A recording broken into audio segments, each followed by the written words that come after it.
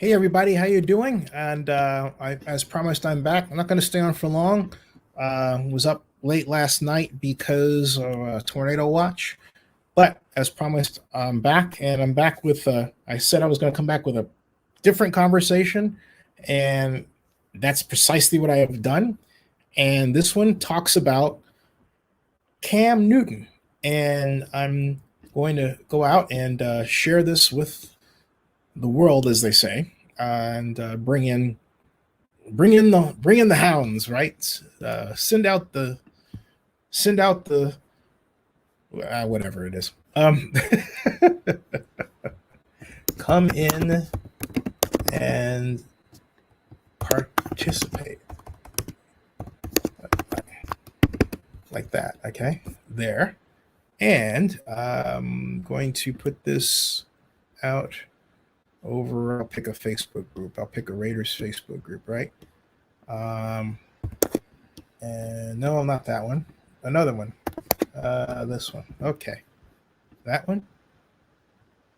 And bam. Okay, so there we are. All right, and let's have at it. Let's get to the nitty gritty of what's going on here. Okay, what's happening is this: an anonymous coach told a publication, as it goes, that the the Raiders, the Las Vegas Raiders. So I was trying to be careful not to say Oakland Raiders. Sorry, I still got that in my head. But this comes by his name is Louis Toredo Jr. Okay, and Lewis reports that an anonymous coach gave his thoughts on how various teams could benefit from signing free agent quarterback Cam Newton to their roster. If it's the Las Vegas Raiders, this person says they're going to the playoffs. Let me read this. This is interesting. It says, as the offseason continues for teams around the NFL, it's about that time of year where rumors will fly everywhere. It's not about trading up or down in the first round of the 2020 NFL draft. It's about whether some of the top free agents could put where they could possibly land. At this point in time, former Carolina Panthers quarterback Cam Newton is still trying to find a place to call home. Of course, news could break any time as to whether Newton would wind up here or there, but patience is key for this brand new process that he's dealing with. And he's called Carolina home for almost a decade, and this is unfamiliar territory for him. Hopefully, he'll find a great team to fit with that will give him an opportunity to compete for a starting role. Even after quite some time gone by in free agency, many believe that Las Vegas Raiders will be such a team that both sides would benefit from. And even an anonymous coach believes if such a move were to happen, the Raiders will become a playoff contending team. In an article written by Mike Freeman of Bleacher Report, anonymous AFC assistant coach confirmed that if Newton were to be signed by the Raiders, they'd make the playoffs with him under center. And I'm going to Mike Freeman's article right now, and I'm going to switch over. It's called Mike Freeman's 10-point stance, Burrow to a gap atop the graph. Anyway, okay, this is sort of a potpourri of thoughts and ideas that Freeman is throwing out there. So let's have a look at what he was saying, right? And I am putting share screen here, and I'm going down to where he had Mike Freeman's. Trying to find it. Mike Freeman's. It's funny when you look for it in the list, it doesn't quite come up quite how you want it to. And you're wondering where this is in. Oh, here it is. I found it. No, that's not it. No, that's playing rules changes. Excuse me. That's not it either. And yeah, it doesn't. Hold on a second. It did not present itself. Mike Freeman's 10-point stance. Let me refresh this and then try it again. Okay. It's not coming up how you'd want it to. Hey everybody, how you doing? Carrie and Mariota were stacked. Hold on a second. I agree, but one moment. I'm trying to make this thing behave. Let's try it again.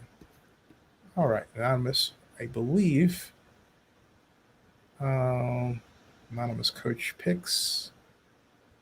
Cat Crave. Let's just try that. That's not it either. Playing rules, Allegiant, Jameis Winston, Apple turn off StreamYard. Idea. Let's try this one. Okay. Let's just go back to that again and then do this a different way. Take this because it's not adding. I guess maybe there must be some sort of limit to pages it can add, right? So let's do it this way. Select all. And I mean the I'm talking about StreamYard. So let's do this. There it is. Ta-da! All right. Mike Freeman's 10-point stance is where this is located. So we have to scroll down and find out what he was talking about. Going past not quite a split decision between Burrow. We'll come back to that. That's a little juicy, interesting thing, right? And then will anyone trade for Tua and all that? No guarantee. Available one NFL MVP. There we are. Okay. I recently asked an AFC assistant coach to pick the best potential landing spots for Jameis Winston. This week, I asked him to do the same for Cam Newton. I'll go back to Winston in a second. And then this is what he says. Dolphins, they'll probably pick Tagovailoa, and that will be a smart choice, but they should really give strong consideration to Newton. He still has 3 or 4 really good years left. And then he gives a list of teams. Bears, Foles over Newton was a terrible mistake. Rams, same as Jameis. He'd be an instant upgrade. Patriots, I wouldn't be stunned if this happened. Raiders, they make the playoffs with him at quarterback. Colts, he beat both of them, Phillip Rivers and Jacoby Brissett. He's significantly better than both. Now, interesting. That's all he said, okay? Leaves a lot of blanks to fill in. Let's go back to find out what this man said about Mr. Winston, okay? So, AFC coach picks best spots for Jameis Winston there. This is an Instagram thing, so let me copy that and then paste it into the Bleacher Report thing so that you get, see that? There it is. AFC assistant coach picks best spots for Jameis, all right? So, Steelers, he fits into what they do pretty well, and you know Ben Roethlisberger will miss a few games due to injury. Saints, same situation as the Packers, except with Drew Brees and a great coach in Sean Payton. I think Jameis Winston would do really well with the Saints. Packers, having him around Aaron Rodgers would only help him. I agree. Ravens, one of the best offensive staffs in football. Yes. Rams, he could energize that offense, but they don't pick the Raiders. They don't mention the Raiders. And here's where I take issue with that, because Winston is not only a good player, he's a great player. And in a time passing offense with John Gruden, who will be, in a sense, geographically reunited with in Las Vegas, he would perform exceptionally better. And then there is this other reason why I think Jameis Winston would perform not only exceptionally well, but so well that the Raiders ride him to the playoffs, is Marcus Mariota. Yeah, he would be paired with the man that he lost the Rose Bowl to. Remember that? Mariota. The man who also made fun of him, okay, when the whole Erica Kinsman thing came down. Only momentarily, though.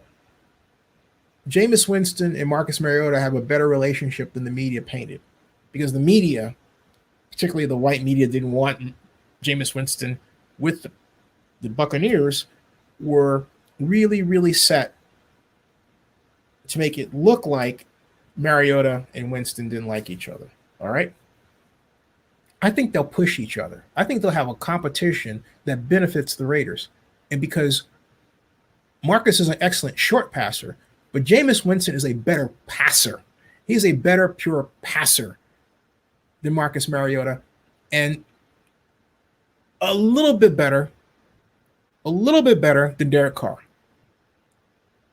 A little bit better. Now, Some of you would say, Zinni, didn't you say that bringing in all these quarterbacks against Carr produces instability and it won't produce a championship?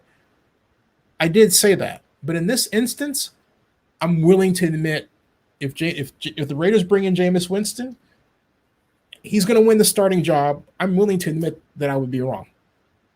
Okay? Because Jameis would finally be in an offense that is tailored to his true gifts and talents of field general, accurate play calling, and great ball placement on anticipation when the play is designed to allow it. Jameis played in systems that actually, how do I say it? They actually punished him for anticipation. Most notably, the Dirk Koetter system and Bruce Arians' system, because Bruce Arians' system is such that if you believe and you're taught, you're drilled with the receiver that the receiver is going to go run 12 to 15 yards and turn out, but it's an option route and the receiver turns in, what happens if you anticipate going back 5 steps or 5 yards, you throw, and then boom, the receiver turns in, you throw it out where the cornerback is standing, and guess what? Pick off. Pick six. It happened, okay? And Bruce Arians admitted it was because the receiver turned the wrong way. Well, guess what? You're not going to have that kind of problem in Gruden's offense because he doesn't give in the way the Bill Walsh offense is designed. That system does not have that kind of option route for split in. Option routes for running backs, yes. Tight ends, yes, when it's appropriate, okay? But the split in is going to have a route that is definite and takes the defender where they want him to go. So if the safety is going out to cover, it will leave, depending on the design of the play, the tight end or the running back open. You see what I'm getting at? And the running back and tight end have their options. So where there's, it's quite different than what Arians was doing or has been doing. And I do not predict success for Tom Brady in that system. It is not happening, okay? It is just not happening. Marcus Mariota, in fact, let me see if I can find a decent Mariota versus Mariota Winston. Mariota and Winston. Mariota Winston stats, but what I'm after are images like this one. See? Like this one, okay? This is what I'm talking about, okay? This, they say content is currently unavailable, but forget that one. That's not what I'm looking for. What I'm looking for is this right here, like that, okay? Bring it inside. See that? Okay?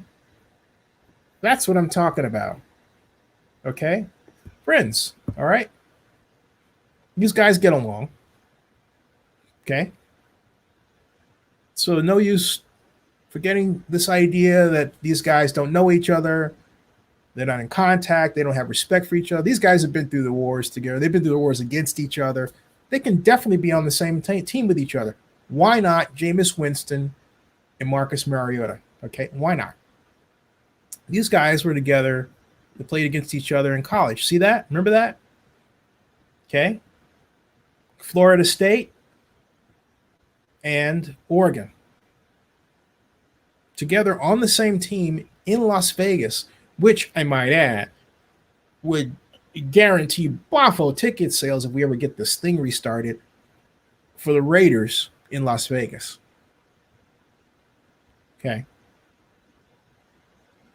You can't go wrong with that. Derek Carr, Jameis Winston, Marcus Mariota.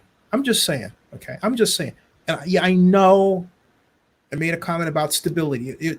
But in this instance, Jameis Winston with the Raiders in that system, okay? Yeah. Oh, yeah. Winston in that system would be fantastic. I have to admit that given the comments that Mike Mayock made about Cam Newton not having a heart, I know that Mayock realizes he's wrong. If these rumors are being floated by Mayock, then you know what I say? Great for him for advancing the way that he has since the time that he made that comment about the Jameis Winston. You say, what? What did he? I mean, about not Jameis Winston, but Cam Newton. Yeah, he did say that. Let me show you. This is on YouTube. Okay, and going here, widening this out a bit, and Zinni 62, Cam, and then Mayock there, and boom, right here. Okay, this is it. All right, this is what I said. He admits that Cam Newton has performed well. Here, this is what I said. Hey everyone, actually getting ready to go to the 2011 NFL Draft, and I have to really explain something that is a big concern of mine. It has to do with a statement that Mike Mayock, NFL Network analyst, made on the Dan Patrick show today, where he said that Cam Newton, well, he just didn't know if he was really taking football seriously, if he didn't know his head was in it, or statements to that effect. And I'm really surprised that Mike would actually use his platform to, in a sense, try to bring the draft value of someone down. He admits that Cam Newton has performed well in his interviews, that he's done well at all of the camps that he's reported to. It's as if Mike Mayock is afraid that Cam Newton will succeed. But I'm going to get to another point, and that's my concern for the racist tinge that this entire discussion around Cam Newton has taken on. From one NFL exec quoted as saying that if Cam Newton were white, there would be no issue. He would be the number one player taken, to Warren Moon's statements, to a number of comparisons of Cam Newton with Jamarcus Russell, and they say, well, he was the last player that was a bust. But then they could also look at Alex Smith, who's white, and say, well, gee, was Alex Smith a bust? I don't think so personally. But the whole point is Smith has not achieved his potential. He was the number one pick in the 2005 NFL Draft. So why not compare Cam Newton to Alex Smith? They both played in spread offenses. They both are running quarterbacks to a degree, right? So, or there's a lot involving Cam Newton that has brought out some conversations that are really on the fringe, and I think speak to a disturbing trend in this society with respect to where sports are going, particularly in the NFL, because more black players are achieving success in skill positions. There are more black head coaches. Something is going on here that I think the NFL needs to address before it becomes an acute problem. And that is how we talk about players racially in terms of institutional racism. That's got to be curbed. I'm not accusing Mike Mayock of being an institutional racist. I am saying, however, that Mayock's comments add to the overall universe of talk around Cam Newton that has been polarizing. Okay? That's all I'm saying. And I would love it to talk to Mike Mayock about this and get it straight from him where his head's at regarding Cam Newton. Has he talked to Cam Newton about this? I'm curious. Stay tuned for the NFL draft coverage from this space. So you see, that's where I'm going back to Freeman's thing here. But that's my point about Cam and how far we've come, since then, right? In that Cam Newton, then he was just coming out of Auburn and was set to come out. He was going to be the number one pick of the Panthers. But there were a lot of smoke screens being put up, a lot of unfair comments and disturbing comments. Okay, I'll just say disturbing comments made about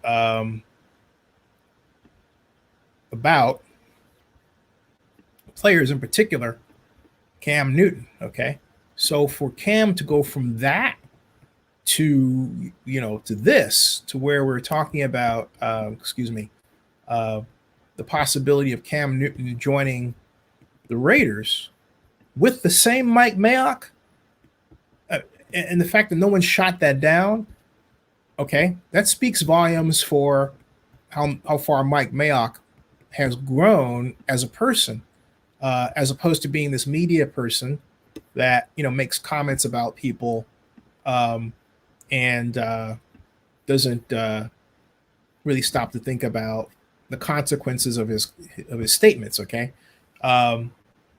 and Willie Wayne says Cam got football power left. Yeah, but that's an amazing growth for Mayock. But note that Jameis Winston has not come into the conversation regarding the Raiders. And you would have to ask why. Okay. And for that, I point back again to statements that Mike Mayock made about Raiders in the past. Like what? Well, all we have to do to take a look at that is simply type Mike Mayock. And there, Mayock, excuse me, and Jameis Winston. There, okay, like that. And where Mayock writes, and as you can see, he says right here, NFL.com, he says, Mrs. May 31st, 2015, I'm not there yet with Jameis Winston as the number one pick, okay? And I'm not going to run the video. They're analyzing his pro day workout. Maybe they can get a little bit of that in. The combine, because these quarterbacks had only been around these receivers for a couple days. What would that be like? And I saw him. He was joking with guys. He was getting them loosened up. He was breaking them down. And you could kind of tell right there that this guy could walk into a room and he could connect with different people. You heard it from Coach Fisher earlier. And that's fine. But what did Mayock say? I think that's something you look can at Mayock's expression. Check the box as fine. Right. He is who he is. And he comes out of an offense where you can see everything you want to see. The second thing that I loved was when he sat here with us and lit up like a Christmas tree when we started talking technical football, because you want that out of a quarterback. Now, the two reservations I had coming into today, there's nothing he can do about. One is he threw in 18 interceptions, way too many, and a lot of them were bad picks. And number two, there's still a trust issue off the field, which obviously he can't do a thing about on the workout. So, you see, that refers to the Erica Kinsman thing. Okay. And that's really in the back of his mind. It was in the back of his mind then. And I'll bet you creds, Navy beans, it's in the back of his mind right now. Okay. JB says, I would pick Mariota and Winston because Mariota had no wide receivers that were good. And Winston had Mike Evans and O.J. Howard and a below average offensive line. And Mariota went 9-7-2 and Winston 8-8-1. I disagree with you. And the reason I do is because you say that, excuse me, you said Mariota had no wide receiver. All right? No wide receivers. They had A.J. Brown the year that Ryan Tannehill took over. And remember, they brought Ryan Tannehill in because there was a clear leadership issue with Mariota. All right? You have doubts? Let's go back to our NFL page, okay? We just type Marcus, Mariota, there, right? And then leadership, okay, like that, okay? And what do we get? All right, we got how Mariota became the best leader in the NFL in 2017, all right, to 2019. And what do we have in 2019? Okay. Richard Matthews on Marcus Mariota. You've got to demand greatness. Does Marcus Mariota lack specific leadership qualities that hinder his team's performance? So we went from him being supposedly the best leader in 2017 to what you just saw there. Okay. October 17th, 2019. All right. This wasn't talent. This was his stuff. He would come off the field moping. All right? Moping. Okay? Moping. He would come off the field moping. And it says, consider the source here, obviously. Look at this, Mike Herndon. All right? But there are some interesting comments from a former teammate of both Tannehill and Mariota. This is not an endorsement of these comments, just found them interesting. ESPN 102.5 The Game. Former Titans wide receiver Richard Matthews says, I've been with Ryan, and I feel like he's going to do a great job demanding greatness from those guys. He's going to show up. He's going to lead vocally. At that position, you've got to lead. Okay? And it continues, okay? Then it says, here's a couple of comments from Matthews that I found particularly noteworthy.